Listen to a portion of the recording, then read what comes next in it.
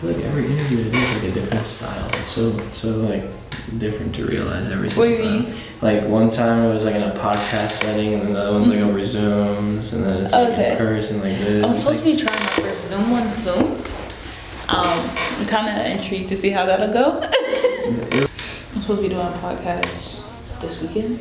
If it's like the Zooms that I did, basically, like they're really cool. Like they have like really cool tables with like that's what it depends on the people that you're working with too. Yeah. Because like the guy that I did the podcast with, they're just really cool. Like they're just really nice people. So because I mean the guy like he ended up getting me like wireless mics. Because I've had this mic for a minute, but I've never actually tried to use it. Because I literally just found the mic input thing when I was waiting for you.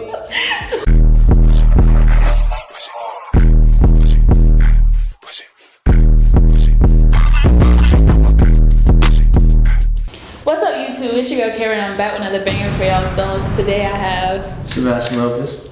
Yes, sir. And I did have a quick question for you. Yeah. Is Sebas like an interchangeable name for you, or is that the? I've been called everything. Yeah, because I saw it and I was like, I wonder if that's what he goes for, like for his music name. But I also saw that some of your music had your full name, so I was like, oh yeah. So my artist name is Sebastian Lopez, but then like my producer name is Sebas, and just a lot of friends growing me up call me Sebas, so I just go by that. Okay, it's actually a pretty neat name. When I saw, I was like, oh, that was that's nice. And where are you from? Miami.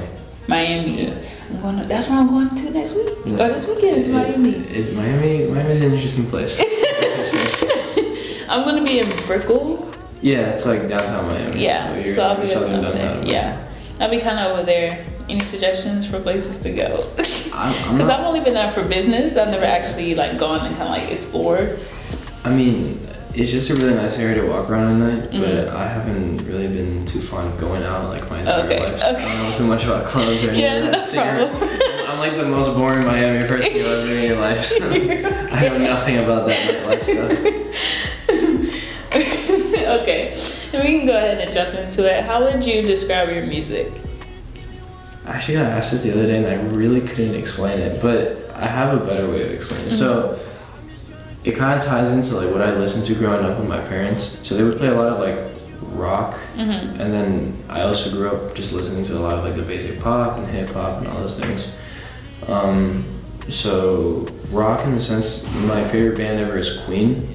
If you've ever heard of Queen. Yeah, and I love their arrangements and just like the weird stuff that they do, harmonies and just vocal instrumentation. Like it's just a lot of like cool stuff. So I like mix the arrangement aspect and like the harmonic aspect of that, and then use a lot of like modern day like pop and hip hop, like Justin Bieber, Bryson Tiller, like a bunch of other things in general. Just like it's like a weird mixture, but it works out. Yeah, I like to say it works out. Yeah, it works out. And I wanted to ask, what came first, Sebastian, the artist, the producer? That's also a good question. So the engineer. So I tried the artist stuff first.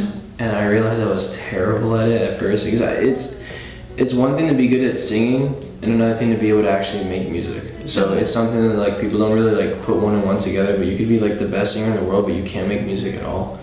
So I was a decent singer, but I couldn't make music. So I was like, I'm good at production kind of, so let me just kind of move forward with this a little bit. So I got a lot better at production. I made my first producer album, and I got to like mix and master a lot of like other a lot of other artists' vocals and like work around them and everything. And once I was able to make other people sound good, I was like, why don't I try to make myself sound good again? And plus, I was like kind of studying what they were doing because they were like more established artists than I was at the time. So it was just like, oh, they're different cadences and flows and like what they were saying and stuff like that. Because in artistry, it's just expressing yourself in a different format, like just the way that you would, you know. So it was like trying to create my own sound, like based on what I was hearing from them too. So I did grab a lot of inspiration from my friends and a lot of the art friends that I had. And then I went back into the artistry thing, and then I kind of kept like artistry and producer at like a very parallel standpoint. So it was just like just increasing at the same pace. And then production took like a huge leap. So I've been working a lot with like sample making, like sending out to like drum makers and getting placements and all these things. And then artistry took that big leap after that. So now they're kind of at like the same level. Maybe production's a little bit higher right now. And then I started working in engineering not too long ago, so that's when I got my internship, and it's just a whole world now. Okay, so you're doing an internship in engineering? Yeah, Drew Rich, he's one of the engineers here in Gainesville. He's actually Fulio's head engineer, so I work with him directly. Okay, I know. One of the artists I interviewed already, he just did a song with Julio. Really? Yeah, so it's pretty cool. I've only met Julio once. I've worked with Drew. When I mean I worked with him directly, I'm talking about Drew. I've only worked with Julio once. Okay. Yeah. And what made you decide to do like the others as well? So what made you? Well, I know you just said because the artistry wasn't working at first, and then you decided to be an engineer. Yeah. What made you decide to do that? I mean, the engineer standpoint of things, it kind of just came with time. I'd say that I have a pretty good ear when it comes to just music in general. So like I always knew how to play piano, like sing, and like all these things. So I had a pretty good ear in that sense. But I didn't really know what it was for. Like I didn't know like you could actually like make a job out of that, like just sound engineering and sound design, like putting things together and just making them sound good in general. I was like, oh, that sounds really interesting. So I literally would just be on YouTube for days on end throughout the summer when COVID first hit. So that was like literally just like the biggest grind I've ever done. Yeah, so that's the perfect time to do it. Yeah, there was nothing else. Yeah, that's perfect. So I was like, I have no job, I have nothing to do. I'm stuck in at the time I was in Texas, I was in my uncle's house, just stuck there in like a room. I couldn't do anything. So I was like, whatever, I'll just look at YouTube. YouTube University is a real thing, by the way. It's like a really big thing. I think I'm gonna be honest. I think I've probably learned more of like anything related to like what I'm doing now on YouTube than I've done in the actual university. But university is obviously a great blessing. Yeah. So stay in school. Moral of the story: stay in school. And you did just drop the You and I EP as 5 songs. If you'll tell us a little bit about that, how you came up with the songs. Did you produce those as well? So I produced one of them completely by myself. I mixed and mastered all of them, and then obviously I sang on all of them. But usually I have like my close group of like 3 or 4 friends that like help me with production sometimes. Okay. Because everyone brings a different piece to the table. So I always say that it's always best to work with multiple people if you have the opportunity to. Many of you hear like them on it. That's the best part about it. So I have my best friend from Canada, from online, and then this is also a 15-year-old producer on the other end. His name is Lovesick that I work with too. Okay. And then another friend of mine. No, it was just us 3 this time. Yeah. So it was just us 3 this time, and we were just like kind of like going back and forth. Oh yeah, no, the other friend is Alex. So he lives in Mexico. Actually, it's like a whole Discord community kind of thing. So I met all of them through there, and they sent me samples and do drums and do this and that. And then we just kind of worked on all of it together. So it was like it's really cool just to have like your close friends that you can work on. That's cool. Yeah. That's interesting. And then you did do a single, and it was kind of a. I don't even know how to explain it. It was like the Latin song, like you had it in Spanish. Yes. So that's actually me producing on that one. So that's my friend Jan Rivera. He goes by Jansen, so Janse, and he's great. He was the first song. That was the first song that kind of like blew up on my page for a little bit, even though it's not really like blown up. But like 14,000 for me is like crazy in comparison to the rest of my songs.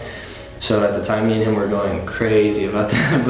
But yeah, I mean, it was one of those songs that we actually made that song in like not even an hour. Like it was like 45 minutes or something like that. Like it took the entire song, mixing, mastering, production, me sending it to him, everything took 45 minutes.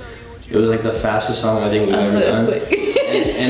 and it went so well at the same time. So I wouldn't know how to explain it to you, but it's just one of those things where sometimes the songs that you don't think are gonna do the best end up doing like amazing for some reason. I feel like it's the same with videos. Like I have one video, and I think it was like a morning routine, and it was the laziest video I ever did, and it did so good. And I'm like, what? It makes no sense, but the people like what the people like. So, so I'm just like, oh, okay. I feel like it always happens to me. It happened to me on TikTok too. I had like a TikTok, and it was actually a draft I decided to post. Yeah. And I was like, the one video that would go viral, I look a mess in. But it's fine, whatever.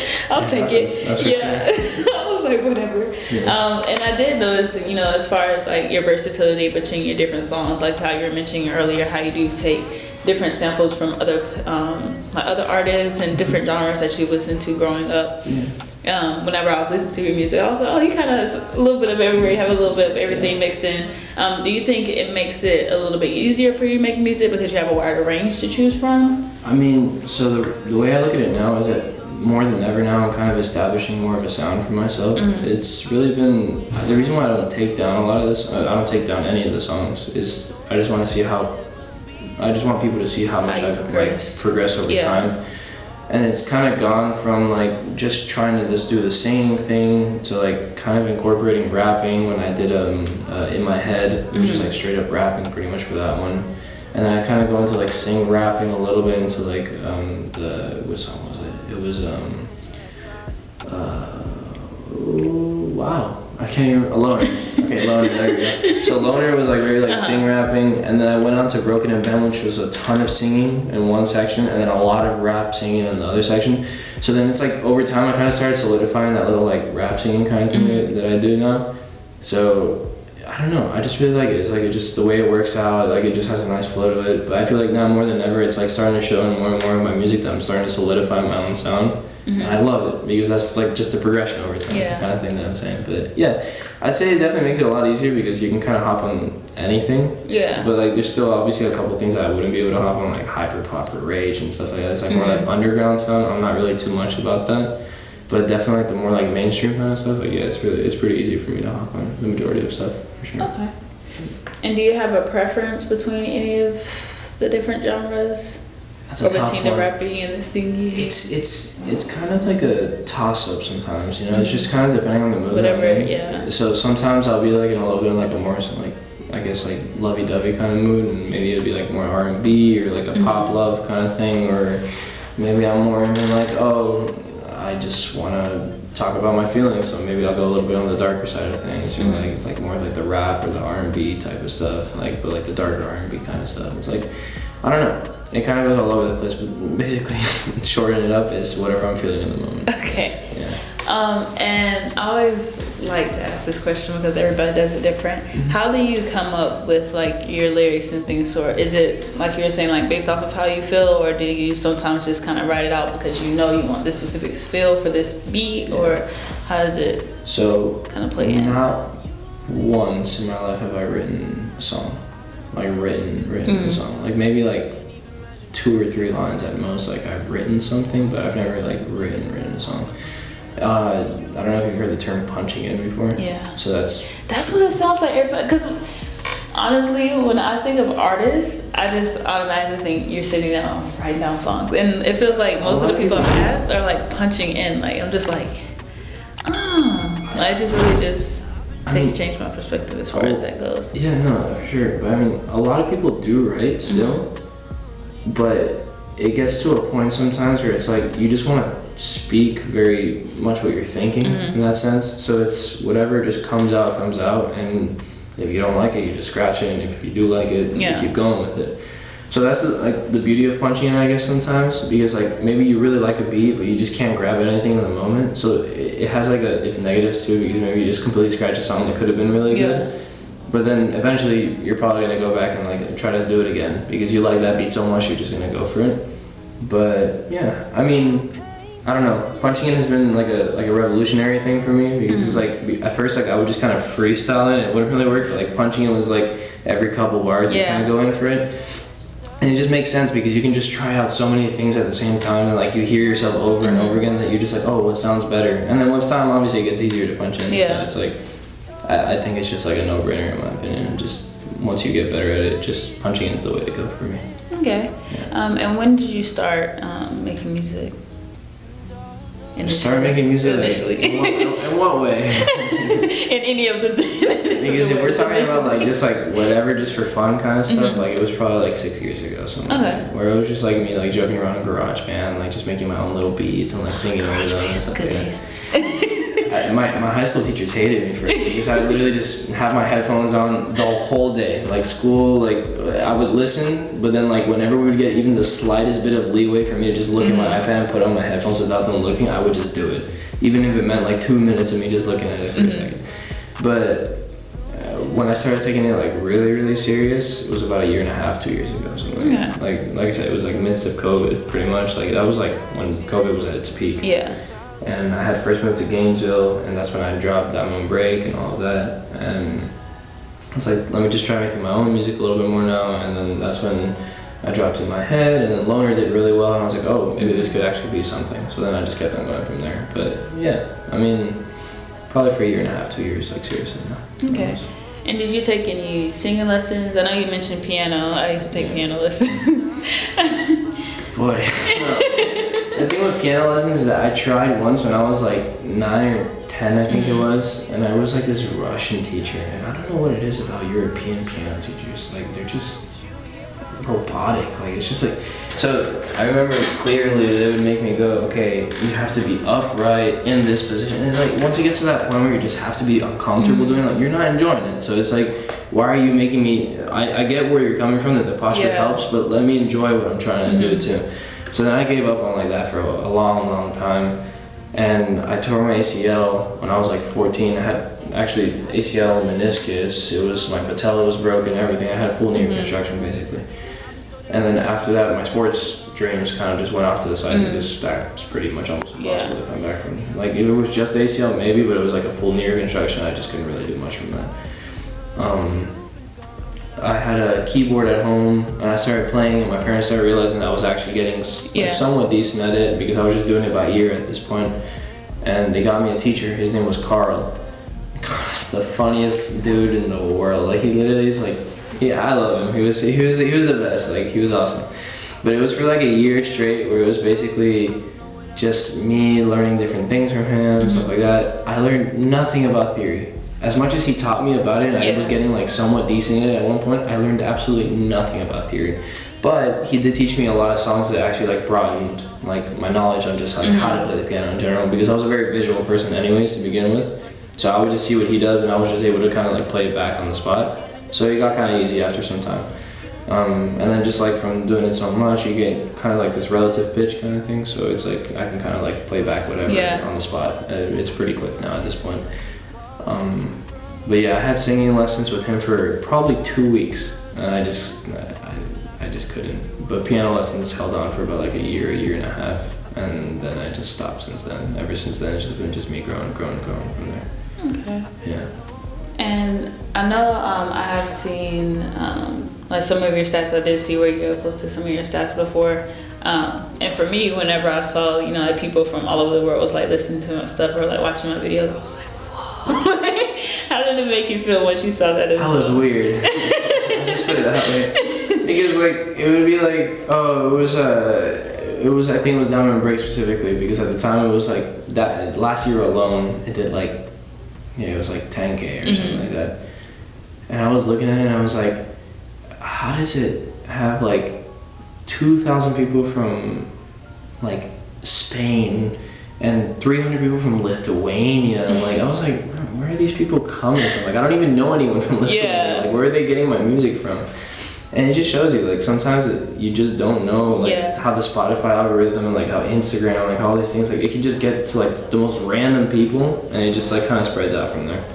But it was a weird feeling, for sure. It's like, man, this is actually, like, as small scale as it is, like, it's worldwide. Like, it really is. So it's like, wow, like, that's really cool.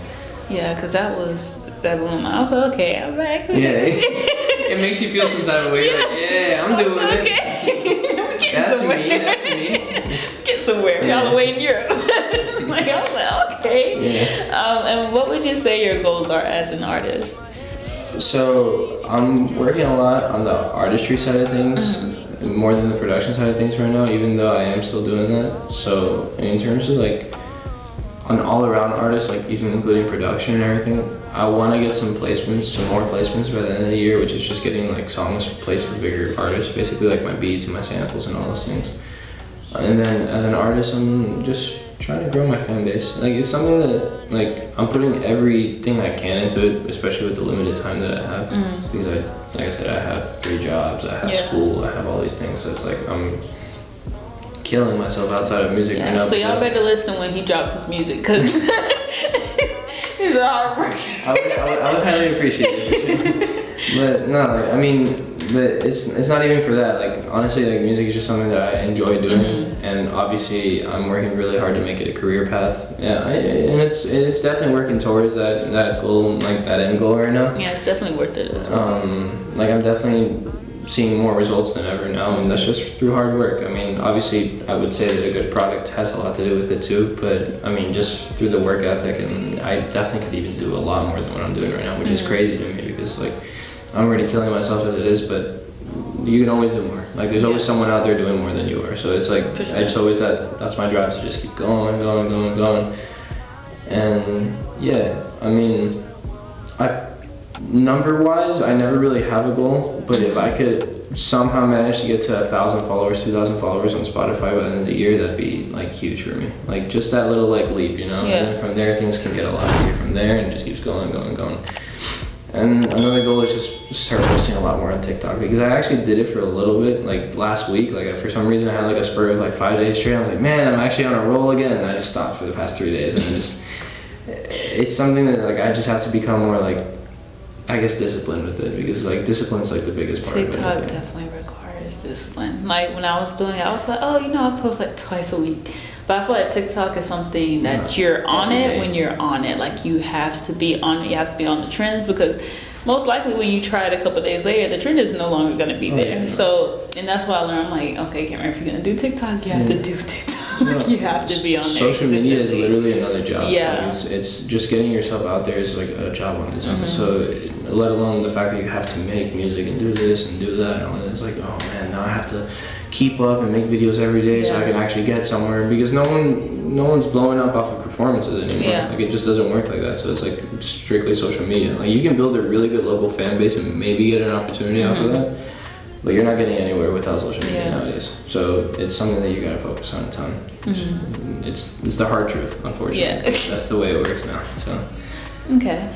And is there anything that you want to say to the people who are listening to your music now? I mean, if you're listening or just not listening at all, but anyways, just being part of my journey and just even watching this or anything, like just thank you. That's all I have to say. Because all you can ever be is grateful for everyone that's even like slightly showing some sort of love or some sort of support towards you. And I mean, like I said, not everyone's going to be able to see the behind the scenes or like every effort that you're putting in, everything you do. And a lot of times you will get backlash and you will get people that are going to be negative or positive or whatever it is. But whether you are negative or positive, you're playing a big role for me, because you're always trying to help me get better. Like, believe it or not, even if you're just an absolute hater, quote unquote, or whatever it is, you're helping me. It's always pushing me to just get to where I want to get to. So literally anyone, just thank you. It's just as simple as it is, because every little person that comes into your life, they play a part in it. So everything happens for a reason, and just keep pushing forward and you'll get to where you need to get to just with hard work and dedication. It's as simple as that. And can you give us your social medias as well? Oh yeah. Let's see if I can remember all of them. I don't use Twitter, so not Twitter. But Instagram is at Sebastianlopezmusic. And then TikTok is at Sebas_Lopez5. It's like a picture of me and my puppy. It's like, it's a weird picture, but I like it, so I'm just gonna keep it there. And then on Spotify, Apple Music, anything, it's just Sebastian Lopez. It's pretty straightforward for the most part. But mainly on Instagram, it'd be awesome. Once again, Sebastianlopezmusic, SEBAS Lopez Music. I post a lot of updates on there. I post pretty much everything that I do with my life, I guess you could say, on there. So try to keep everyone as informed as possible, as much as I can, because obviously I am human, so I can only do so much sometimes.